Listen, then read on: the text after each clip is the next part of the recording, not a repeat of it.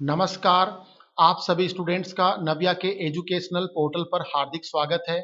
जैसा कि आप सभी को पता है, अभी हम इंग्लिश ग्रामर के foundational chapter part of speech के बारे में स्टडी कर रहे हैं और आज हम प्रोनाउन सीरीज में एक नया टॉपिक पढ़ने जा रहे हैं जिसका नाम है रिलेटिव प्रोनाउंस और उसे हिंदी में संबंधवाचक सर्वनाम कहा जाता है।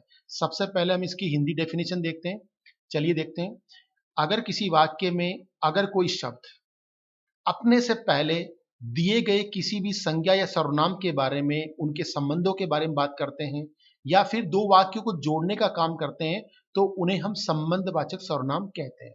बस आपको हमेशा ध्यान रखना है, अगर कोई सेंटेंस में कोई वर्ड यूज हो रहा है और अगर उससे पहले कोई संज्ञा या सर्वनाम दिया हुआ है और अगर वो शब्द उन दिए गए संज्ञा या सर्वनाम के संबंधों के बारे में बात करता है या दो सेंटेंस को जोड़कर दिखाने का काम करता है, तो उसे हम संबंधवाचक सर्वनाम कहते हैं।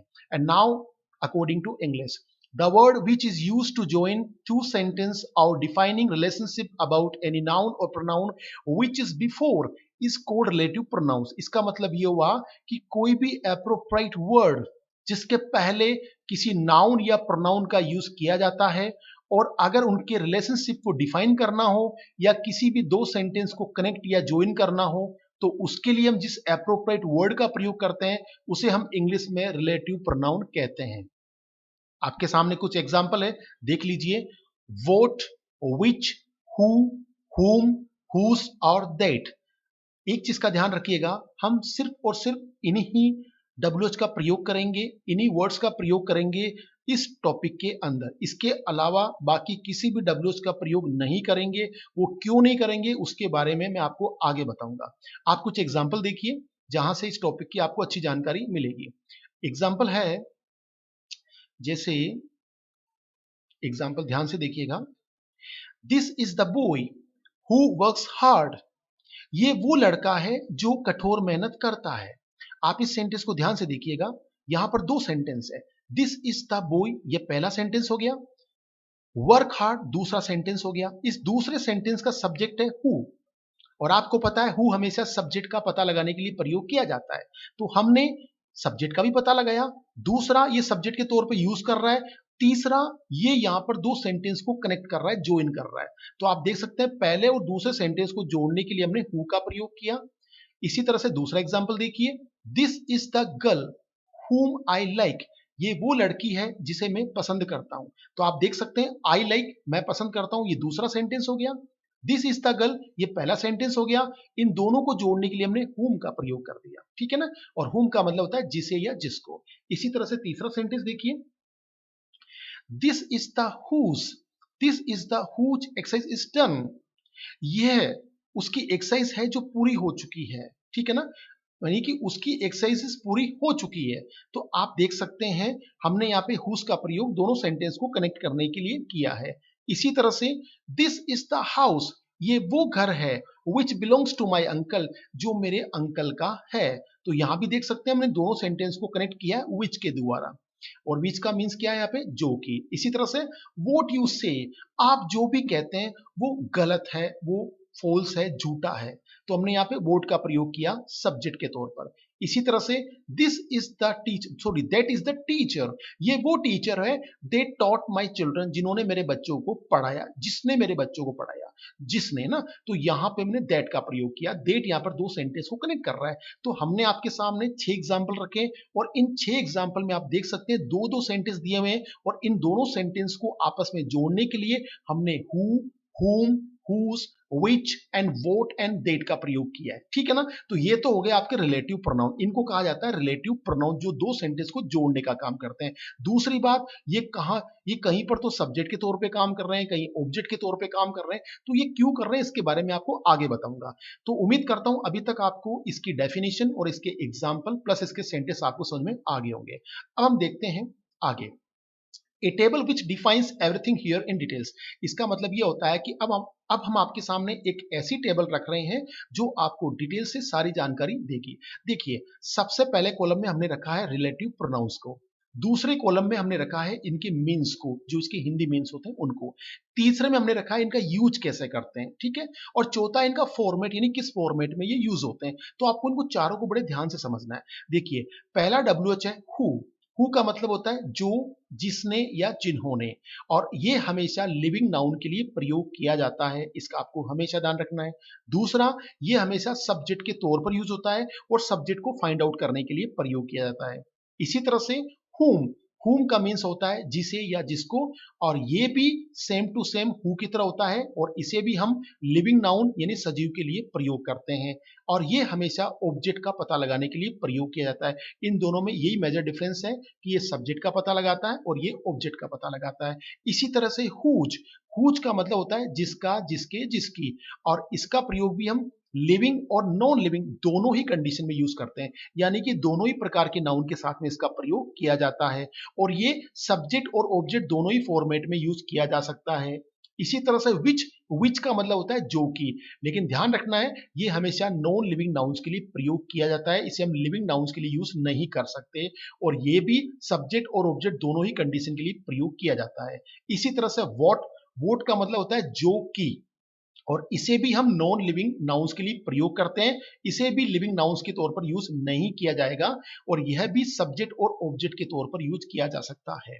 इसके बाद लास्ट एंड फाइनल है दैट, दैट का मतलब भी जो कि होता है, और ये लिविंग और नॉन लिविंग दोनों ही कंडीशन के लिए प्रयोग किया जा सकता है, और यह भी सब्जेक्ट और ऑब्जेक्ट के तौर पर यूज किया जा सकता है, यानी कि दोनों ही फॉर्मेट में ये यूज के एबल है, ठीक है। तो उम्मीद करता हूं ये आपको टेबल अच्छी तरह से समझ में आ गई होगी। अब इसके बाद हम कुछ ऐसे रूल्स पढ़ेंगे जो इस चैप्टर के बारे में आपको अफेक्टिव एक्नॉलेजमेंट्स देंगे। तो चलिए देखते हैं। सबसे पहले हम देखेंगे यूज ऑफ हु, यानी हु का प्रयोग। हम हु का प्रयोग कैसे करते हैं वो देखिए। Who is used as a subject and for living noun. इसका मतलब ये हुआ कि हु का प्रयोग हम सब्जेक्ट का पता लगाने के लिए करते हैं, सब्जेक्ट के तौर पर यूज करते हैं, और दूसरा लिविंग नाउन के तौर पर यूज करते हैं। एग्जाम्पल देखिए, जैसे एग्जाम्पल है the man, the man who is standing behind to me, वो आदमी जो मेरे पीछे खड़ा हुआ है। एक आदमी या वो आदमी जो मेरे पीछे खड़ा हुआ है, तो हमने यहाँ पे हु को क्या किया, द मेन कौन है, यहाँ पे नाउन है, तो नाउन का संबंध बताने के लिए, नाउन को इस दूसरे सेंटेंस से कनेक्ट करने के लिए हमने हु का प्रयोग किया। हु का मतलब क्या होता है, जो या जिसने। अब दूसरा सेंटेंस देखिए, वी वर्शिप गॉड, हम भगवान की पूजा करते हैं। Who is the creator of the world, जो कि इस संसार का रचयिता है, यानी कि रचनाकार है, ठीक है। हम भगवान की प्रार्थना करते हैं जो कि संसार का रचनाकार है, तो हमने यहां भी दो सेंटेंस को जोड़ने के लिए हु का प्रयोग किया। तो उम्मीद करता हूं हु का प्रयोग करना आपको अच्छी तरह से आ गया होगा। इसके बाद हम सीखेंगे हुम के बारे में कि हम हुम का प्रयोग कैसे करते हैं। Whom is used as object and for living noun, इसको भी हम लिविंग नाउन के लिए यूज करते हैं, लेकिन ये ऑब्जेक्ट का पता लगाने के लिए होता है, इसे हम सब्जेक्ट के तौर पर यूज नहीं कर सकते। एग्जाम्पल देखिए, this is the boy whom I torture, ये वो लड़का है, ये पहला सेंटेंस हो गया, ये वो लड़का है whom, जिसे मैंने टॉर्चर किया, जिसे मैंने प्रताड़ित किया, ठीक है ना। तो यह दो सेंटेंस को जोड़ने के लिए मैंने whom का प्रयोग किया। अब whom क्या बोल रहा है, जिसे, अभी सब्जेक्ट तो हो नहीं सकता, जिसे कौन है, ऑब्जेक्ट है, तो ये ऑब्जेक्ट के तौर पर यूज हो रहा है। इसी तरह से दिस इज द गर्ल, ये वो लड़की है जिसे आई गेव मनी, जिसे मैंने पैसे दिए, ठीक है ना। तो यहां भी दो सेंटेंस को जोड़ने के लिए हमने whom का प्रयोग किया। पहला sentence this is the girl, and दूसरा सेंटेंस आई गिव मनी, मैंने उसे पैसे दिए, किसे दिए, जिसे, जिसे मैंने पैसे दिए, जिसे कौन है, वो लड़की, या लड़की ऑब्जेक्ट के तौर पर आ रही है। तो उम्मीद करता हूं आपको होम का प्रयोग भी करना आ गया होगा। इसके बाद हम सीखेंगे हुज का प्रयोग करना। कैसे करते हैं देखिए, whose is used as subject and object, इसका प्रयोग हम सब्जेक्ट और ऑब्जेक्ट दोनों ही फॉर्मेट में कर सकते हैं, और ये लिविंग और नॉन लिविंग दोनों ही कंडीशन में यूज किया जा सकता है। तो ये मल्टीपल ऑप्शन हो गया, यानी कि आपको ध्यान रखना है ये मल्टी ऑलराउंडर है, यानी कि लिविंग और नॉन लिविंग दोनों ही फॉर्मेट में होगा, सब्जेक्ट और ऑब्जेक्ट दोनों ही कंडीशन में हो सकता है। अब ये सब्जेक्ट के तौर पर कैसे होगा मैं आपको बताता हूं। दिस इज द डॉग, ये वो कुत्ता है ना, ये वो कुत्ता है जिसका नाम टमी है है ना, ये वो कुत्ता है जिसका नाम टमी है। तो यहाँ पे कुत्ते को यानी ये सब्जेक्ट के तौर पे उसको रिफॉर्म कर रहा है, यानी उसको रिप्रेजेंट कर रहा है, ठीक है। तो यहाँ पे हमने किसी ऑब्जेक्ट का नाम नहीं लिया, तो ये सब्जेक्ट के तौर पर हो गया जिसका नाम टॉमी है। दिस इज द बॉय, ये वो लड़का है जिसका भाई, अब यहाँ पे हमने थोड़ा सा सब्जेक्ट को ट्रांसफॉर्म कर दिया ना, तो दिस इज द बॉय, ये वो लड़का है जिसका भाई near lives near to me, जो मेरे पास रहता है। तो हमने यहाँ पे हुज ब्रदर यानी ब्रदर को इंडिकेट किया, तो ब्रदर यहाँ पे ऑब्जेक्ट के तौर पर आ रहा है। तो उम्मीद करता हूं कि आप इसे सब्जेक्ट और ऑब्जेक्ट दोनों ही फॉर्मेट में यूज कर सकते हैं इस दिए गए टाइटल के अकॉर्डिंग। तो आपको ये समझ में आ गया होगा। इसके बाद हम पढ़ेंगे विच का प्रयोग करना, कि विच का प्रयोग कैसे करते हैं। Which is used as subject and object, इसको भी हम सब्जेक्ट और ऑब्जेक्ट के तौर पर यूज कर सकते हैं, लेकिन ध्यान रखिएगा ये हमेशा नॉन लिविंग नाउन्स के लिए प्रयोग किया जाता है, इसे हम लिविंग फॉर्मेट में यूज नहीं कर सकते। एग्जाम्पल देखिए सब्जेक्ट के according, the dog which is black is mine, वो कुत्ता जो कि काला है वो मेरा है। तो आप देख सकते हैं द डॉग यानी हम कुत्ते के बारे में बात कर रहे हैं, कुत्ते का कलर और कुत्ता दोनों एक ही है, यानी सब्जेक्ट को ही फिगर आउट कर रहा है। तो हमने यहाँ पे विच का प्रयोग सब्जेक्ट के तौर पर किया है ना, वो कुत्ता जो काला है वो मेरा है। इसी तरह से दिस इज द कार, ये वो कार है विच जिसे आई हैव बाउट, है ना, जिसे मैंने खरीदा है, इज वाइट, वो सफेद है ना। इस सेंटेंस को ध्यान से देखिएगा, दिस इज द कार, ये वो कार है जो कि आई हैव बाउट, जिसे मैंने खरीदा है, एंड इज व्हाइट, जो कि व्हाइट है। तो यहाँ पे कार को ऑब्जेक्ट के तौर पर रिप्रेजेंट कर रहे हैं, क्योंकि सब्जेक्ट के तौर पर तो आई का प्रयोग हो रहा है, तो यहाँ पे ऑब्जेक्ट के तौर पर हमने कार का प्रयोग किया। तो कार को इंडिकेट करने के लिए हमने यहाँ पर विच का प्रयोग किया है। उम्मीद करता हूं आपको विच का प्रयोग करना भी समझ में आ गया होगा।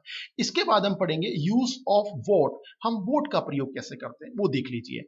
Vote is used as subject and object and the non living noun, यानी ध्यान रखना है कि वोट का प्रयोग भी हम सब्जेक्ट और ऑब्जेक्ट को पता लगाने के लिए करते हैं। दूसरा, ये हमेशा नॉन लिविंग नाउन के तौर पर यूज किया जाएगा, इसे हम कभी भी लिविंग फॉर्मेट में यूज नहीं कर सकते, ठीक है ना। अब आप एग्जांपल देखिए, सबसे पहले एज ए सब्जेक्ट यानी सब्जेक्ट के अकॉर्डिंग, वॉट, हमने वोट को यहाँ पे सब्जेक्ट के तौर पर यूज किया है। वोट यू से, जो भी तुम कहते हो इस परफेक्ट वे, वो हमेशा परफेक्ट होता है, एकदम सही होता है ना। तो हमने इसको सब्जेक्ट के तौर पर यूज किया, हमने इसको पहले स्थान पे रखा। इसी तरह से देखिए, यू कैन ईट, आप खा सकते हैं, वॉट यू लाइक, जो आपको पसंद हो। तो हमने यहाँ पे वोट को दो सेंटेंस को कनेक्ट करने के लिए और यहाँ पे ऑब्जेक्ट के तौर पे इसको यूज किया है। क्यों? क्योंकि यहाँ पे यू ऑब्जेक्ट के तौर पर आ रहा है, यानी सब्जेक्ट के तौर पर हमने इसका यूज नहीं किया है। इसके बाद हम आगे पढ़ेंगे दैट का प्रयोग करना। हम दैट का प्रयोग कैसे करते हैं? That is used as a subject and object, ये बिल्कुल सेम है, इसको भी हम सब्जेक्ट और ऑब्जेक्ट के तौर पर यूज कर सकते हैं।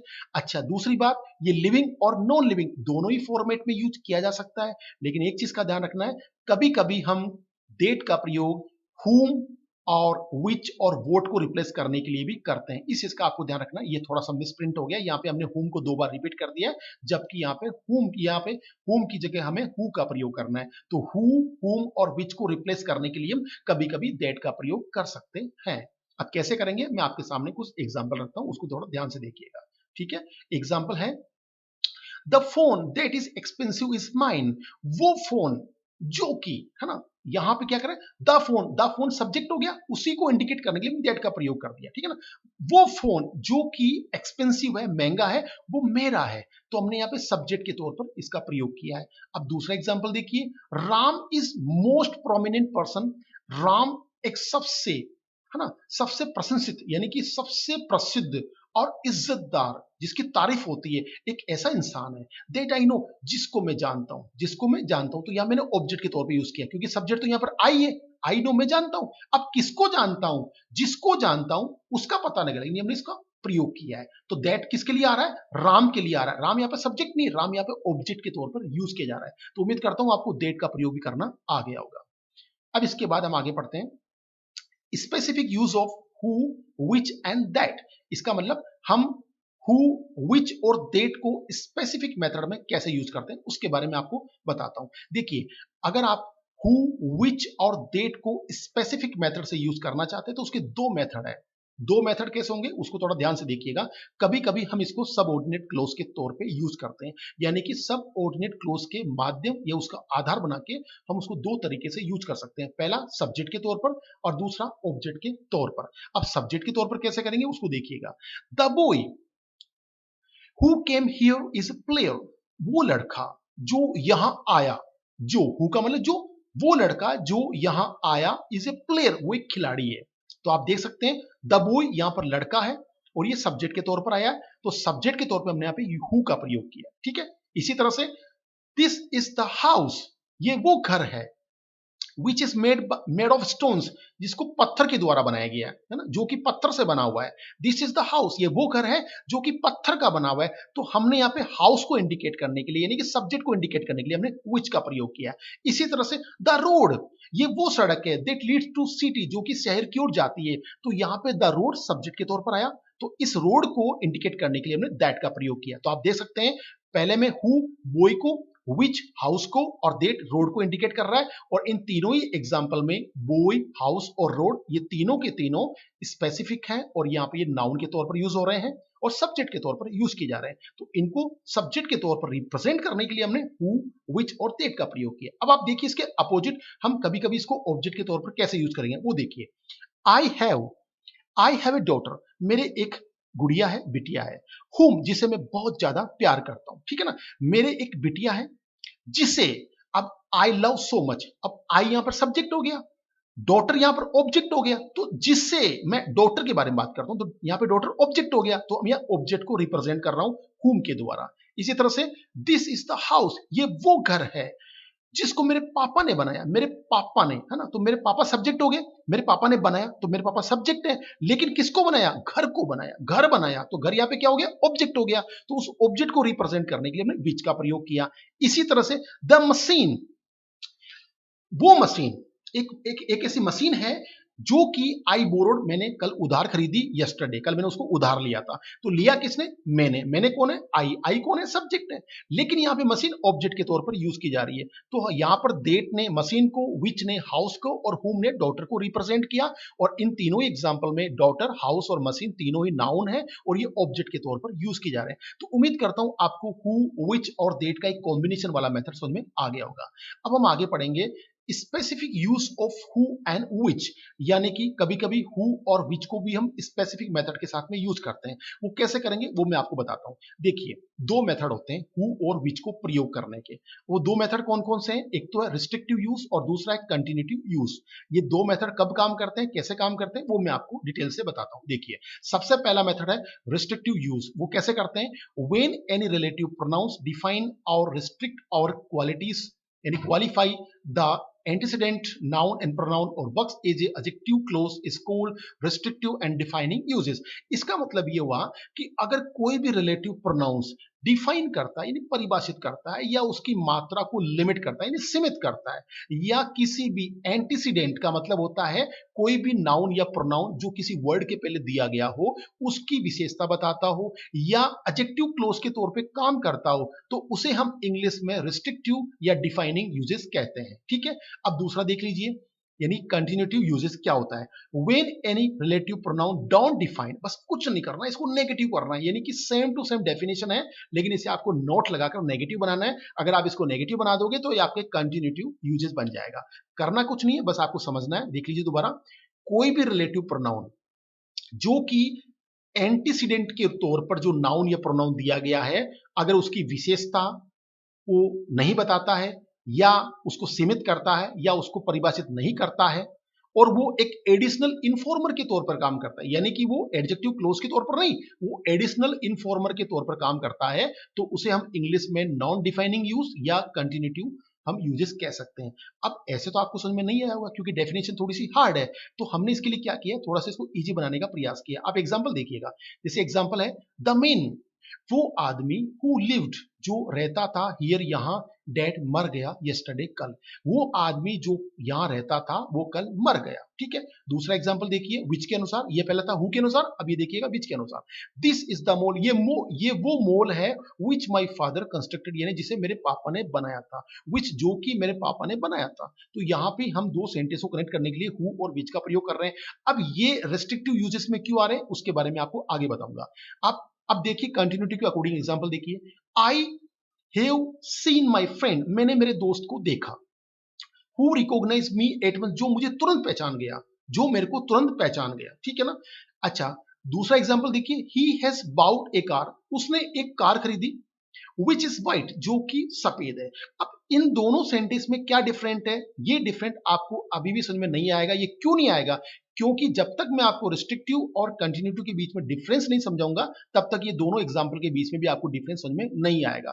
आप इनके बीच में जो मेजर डिफरेंस है उसको देखिए कि रिस्ट्रिक्टिव यूज क्या होता है और कंटिन्यूटिव यूजेस क्या होता है। रिस्ट्रिक्टिव यूजेस का मतलब होता है कि coma isn't used between RP and antecedent, यानी कि नाउन और प्रोनाउन और रिलेटिव प्रोनाउन के बीच में हम कोमा का प्रयोग नहीं करते हैं। आप देख सकते हैं इन दोनों एग्जाम्पल में जो हमने आपके सामने रिप्रेजेंट किए थे, इन दोनों एग्जाम्पल में कहीं पर भी कोमा का प्रयोग नहीं किया गया है।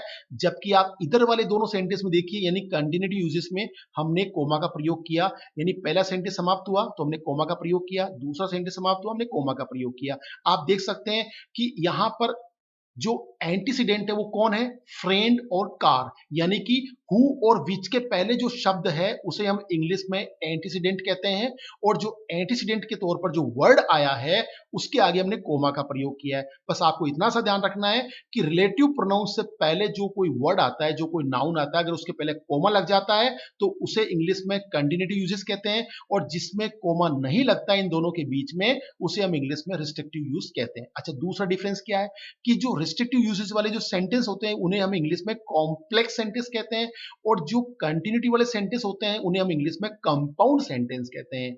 तीसरी चीज, ये हमेशा एडजेक्टिव क्लोज के तौर पर काम करते हैं और ये हमेशा प्रिंसिपल क्लोज के तौर पर काम करते हैं। अब आप पूछोगे कि सर एडजेक्टिव क्लोज और प्रिंसिपल क्लोज क्या होता है, कॉम्प्लेक्स सेंटेंस क्या होता है, कंपाउंड सेंटेंस क्या होता है, इसके बारे में हम पर्टिकुलरली एक एक चैप्टर बनाएंगे।